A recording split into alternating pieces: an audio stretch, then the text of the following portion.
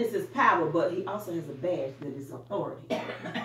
And so once the king makes that decree, then the officer of the court has to see it come to pass. He has to enforce the law.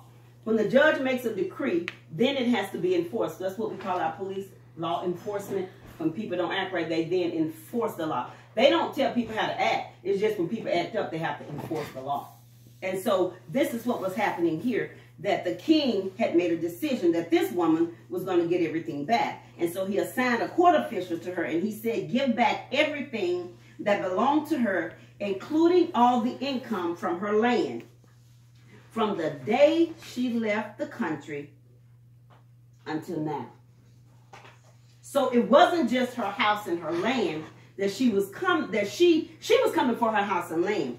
But the king understood that, remember, the lady got out before famine hit. So her land was already producing crops. Her land was already producing a harvest that she left. She had to leave before famine came. And everything that she left behind, she was getting paid for. Everything that was stolen, she was getting paid for. Everything that was taken from her, she was going to get paid for. Because she probably would have been pleased just to get her house and her land back. But because God is a just God, and because he is a loving God, and because he's a God that does things great, because he is an Ephesians 3:20 God that does exceedingly abundantly above all we can ask or think, he gave her the and then some. And that's what he wants to do for us. But we got to be willing, and we got to be ready to follow him through the process to get to that place of divine restoration. Remember, divine means that it comes from God. It's the providence of God that gets it. We can't wrestle enough with God to get it. We can't take it. We can't force it to happen. We just have to follow through with God. Go down the detours. Go through the process. Deal with the struggle. Live among your enemies.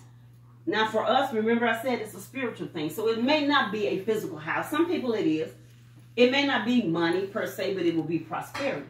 Prosperity is not just money. It includes money, but it's not just money. The greatest prosperity you can have is to have a prosperous soul.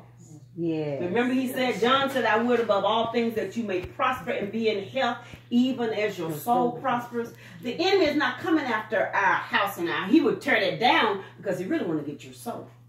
He wants to get your mind, your will, and your emotions towed up, jacked up. Because when that happens, then that is fruit of his seed. And he can come before the courts of heaven and say, they can't have that prophecy. You see them angry? Yeah. You see them bitter? You see them walking in self-pity? You see them judging other people? He will do anything he can to cause you to self-destruct because, see, the judgment has gone out. The king and the judge has made a decree for restoration.